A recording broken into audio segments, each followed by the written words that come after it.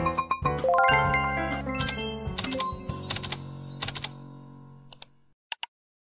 mga Mio, ito na ang intro natin. So, maayos na vlog na to. So, ang agenda natin today is titiktok tayo ng maraming damit. Dahil kahapon is nagkaroon ako ng fever o nagkasakit ako. So, ayan, ang gagawin natin today is aayos tayo ng ating mga damit. Dahil ilang buwan na din ako hindi nakapag-ayos ng cabinet namin. Sa sobrang daming ginagawa and then sa sobrang busy sa online natin, nag-ayos pa ako ng ating mga papers, lalo na ang ating business permit online dahil magde-deadline na. But unfortunately, pinamamadali nila kami, nag-extend sila ng hanggang July. So ayan, so samahan nyo kami samahan nyo ako lang pala magtiklop ng ating mga damit. Ang dami, sobra! Nakita nyo kung gaano kadumi, yan.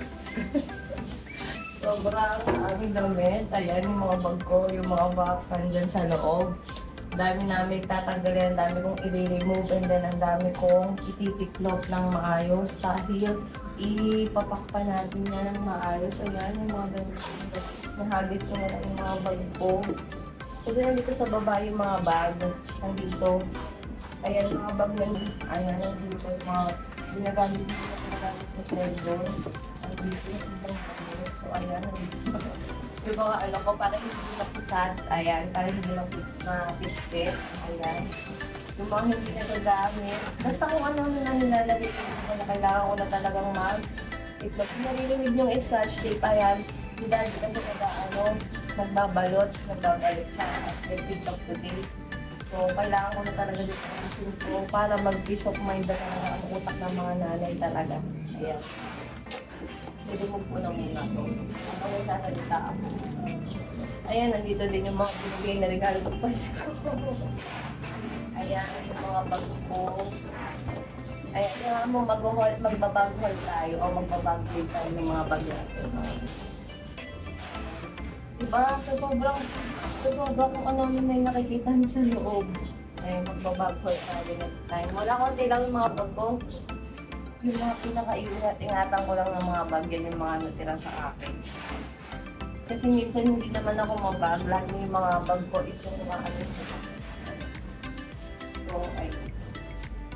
So, itatanggalin natin to, tapos yung mga box, okay na yung dyan, yung mga na-box, okay na yung dyan.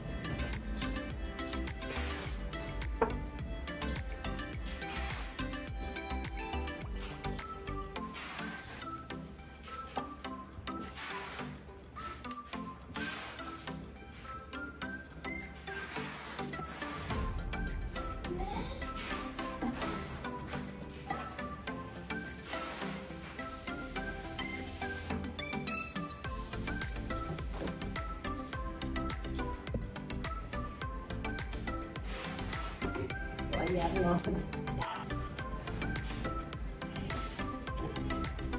Nag-start na tayo mag-vlogging. Ano ba yung itatawag natin sa mga nag-watch natin? Kasi meron na ako 40 viewers sa ating vlog. Ayan. Ano ba maganda? Mga mina lang kasi meron akong mini vlog sa FB. Ayan. May mini vlog ako doon. Tatawag ko yung sa mga viewers ko, mga mini. O, mga mina lang din dito sa ating YouTube channel.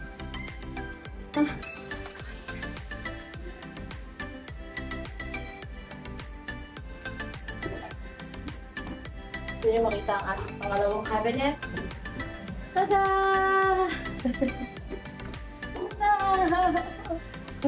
Sobrang gulog. Ayan yung ano ko. Natapon ko na lang talaga dito. Sobrang dami. Itong mga nakahanger, pwede ko hindi na niya kaya. Kaya, uy mga meat, ano nga kayo kung anong magandang ilagay saan. Hindi ko alam kung anong magandang ilagay dito sa ating, kasi nanataglag siya. Dapat talaga may nakahanger. Dapat talaga nakahanger lang yun nandito. Yan. Naku, hindi kasi ako magaling tagalaba lang talaga ako kahit dati pa nung dalaga ako. Nung dalaga kasi ako, tagalaba lang ako. Ayoko kasi nagtitiklop. Tingnan niyo, ngayon nanay na ako kailangan lang matutong magtiklop. Hindi talaga ako magaling magtiklop, promise. Mapagod. Tiklop ko muna siya dyan. Sinong relate dito sa nangyayari sa akin ngayon? Yung walang katulong. Meron pa naman mga naka-fold sa ilalim. Pero kasi alam nyo, pag minsan yung asawa nyo talaga nagtitiklop, pinagsasama-sama na ng lahat.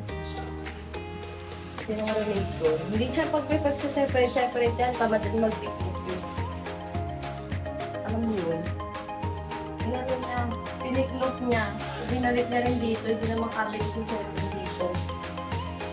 Kaya, ayan. Mga mi, panoorin niyo yung ating ano ha, tawag na to, gagawa kami ng intro. Siguro, mga next week gagawa kami ng intro dun sa rooftop namin. Yan. Namin, wah! Rooftop namin yung condo. Okay, yan. Makinig lang kayo ha sa aking pagkasalita. Ang dami, di ba? Lahat yan na ayusin ko. May free hanger kami. Di ba? Minsan na gusto ko nang ipamigay yung ibang damit. Sobrang dami. Kaya ayoko namimili ng damit. Kasi hindi ko naman din halos na susuot. Then ay mag-ayos na rin ako kasi yung cashier ng ate ko sa bulaluhan. Ay, ayos! Daddy! Yan ka muna, anak. How are you doing? I'm cleaning. Oh. You can't watch. What is this?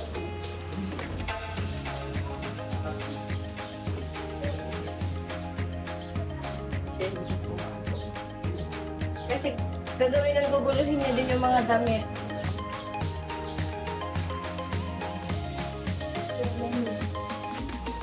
Kasi ayun pala, yung kasi ng ate ko, nanghihingi ka na mga maliliit na damit ng Sheldon. So, ang dami ng maliliit na damit ng Sheldon na kailangan talagang ipamigay para luwag-luwag din yung mga cabinet na. Ito mga ano lang dito sa ibaba, sa itaas. So, ayun na sila. Ang dami diba? Ayun po. Sino re-rate dito? Pansin niyo puro dark yung mga damit namin. So, ayun, may nakahanger pa dito. Ay, susunod naman na mga titiklopin ko. Ang dami! Oh. Ayan. Yan. Matatapos ko kaya ito ngayon. Ayan na, mailagay doon sa mga cabinet natin. Ang dami ko talagang titiklopin. Ayan. So, ayan, sana matapos ko siya ngayong umaga or ngayong hanggang hapon para may magawa pa ako sa whole day. Pero I think whole day na to. Kasi alam nyo naman, stop tayo pag nagtitiklop. Pero gusto ko talaga maayos tapos mapakita sa inyo. Ayan, papakita ko na lang sa inyo pag natapos na and magsimula na ako magtiklop.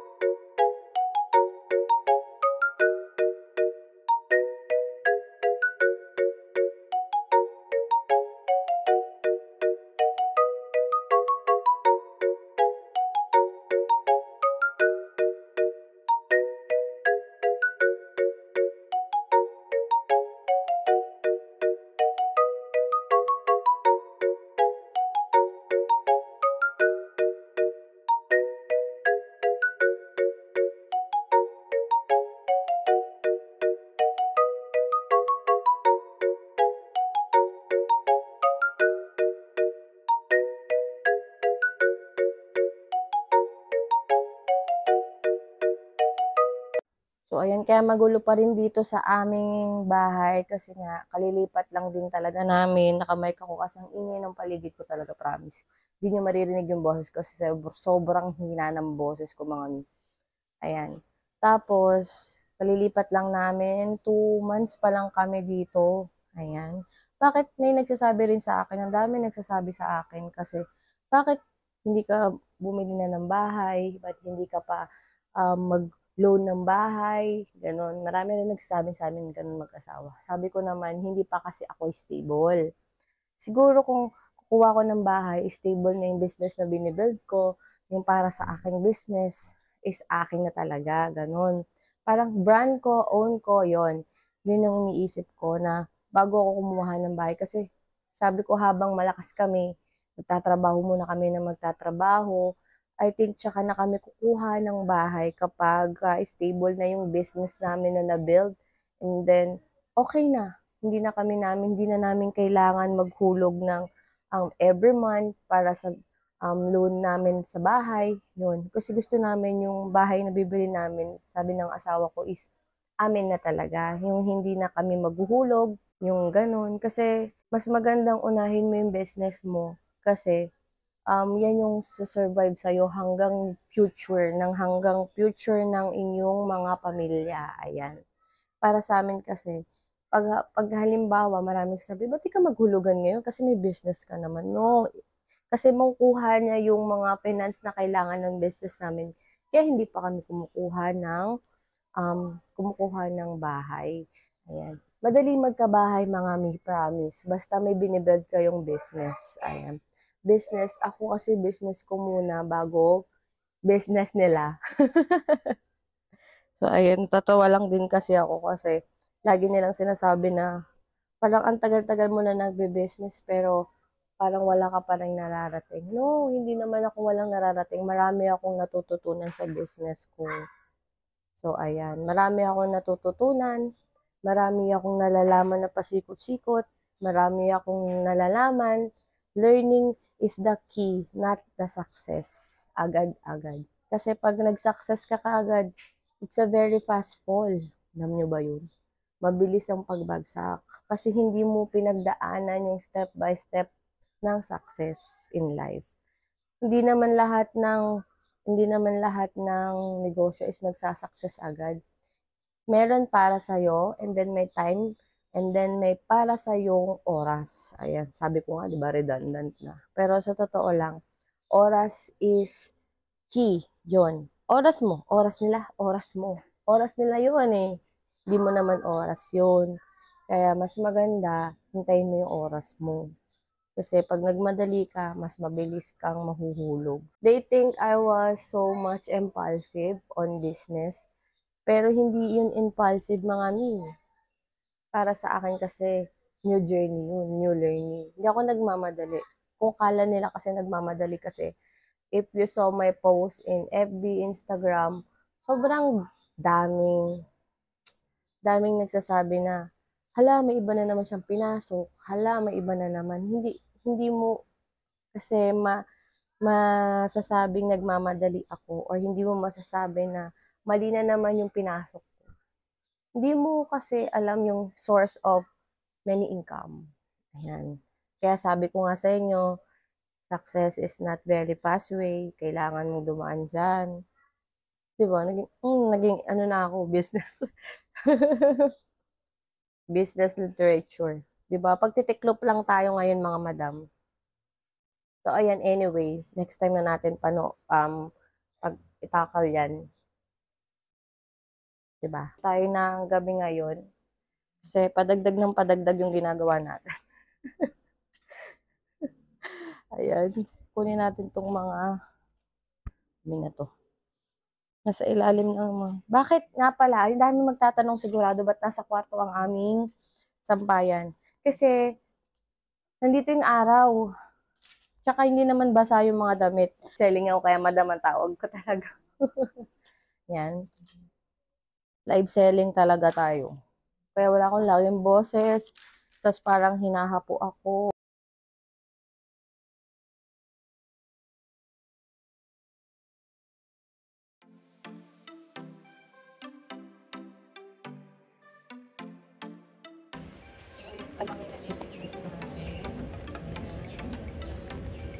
Pero lalagyan na natin ito sa cabinet para medyo lumuwag-luwag na dito. So, ayan. Habang siguro hindi pa ako nakakabili ng panglagay dyan na bago na mas matibay. Ako na lang muna sila ilalagay sa sampayan. Ayan, dito ko na lang muna sila nilagay. Dito ko na lang muna sila nilagay para hindi bumagsak. So, ayan, natapos ko na yung unang batch. Second batch, ayan. Second batch na yun, mami. So, ayun, pinapanood ko yung vlog namin na una. Yan. O, ayan. So, ayan, natiklop ko na ito, ihahanger ko. Kita. So, ayan, ito yung hanger ko to. Hanger ko to kasi, mabigat kasi itong mga to. Yan, nandyan yung mga coat nila. Pag may event kaming pinupuntahan. Coats, mga jackets, Yan, polo. Tapos mga coat ko din nandiyan. Yung mga polo, nakahanger. So, hindi naman ako masyadong madamit. Tsaka parang napansin nyo, medyo puro dark yung damit namin. Mahilig kami sa dark. Dark color. Ang pambahay namin, yan. Lalagay ko na muna yung mga damit na iba dito sa cabinet para luminis nga yung ating nandito sa kama. And then, para maiayos ko na rin ito. Ayan. Nandito para okay na siya. Para maayos na rin yung kama namin. So, ayan. So, wait lang mga mish.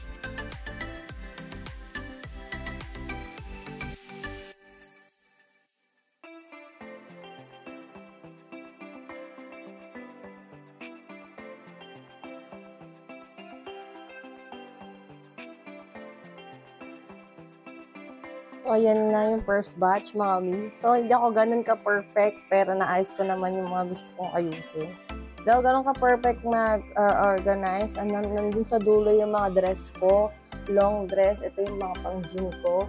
Diba, hindi kasi ako mako-organize talaga. Basta linipot ko na lang siya. And then, yung mga puti, yan. Pang-tulog, pang-bahay, mga white. So, nandito yung mga pants namin sa dulo. Magkakasama na yan. And then, pinabilidad. And then, yung pants ko, ayan. Gaganon nyo na lang to. Kasi more on konti lang talaga damit ko. More on damit ko lang talaga lahat yan. So, ayan yung mga shorts niya, damit niya. Ayan. Hindi ako magaling, pero para sa akin, and then paningin ko malinis na yan.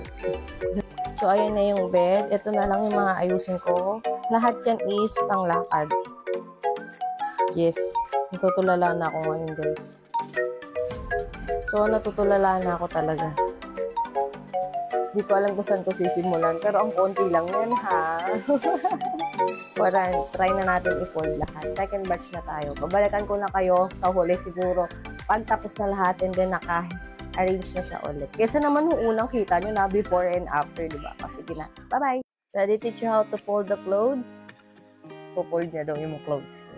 Gusto niya daw ako i-help. Tapos na yung assignment niyan kaya nakakatulong ngayon sa akin. Yun, ang galing naman. Kasi ang problema niya, napaka-perfectionist niyang bata. Wow! Wow! Ang galing naman! Ayan na. Ay, yung mga shorts mo, ayan ha. Fold mo na ha. Thank you so much!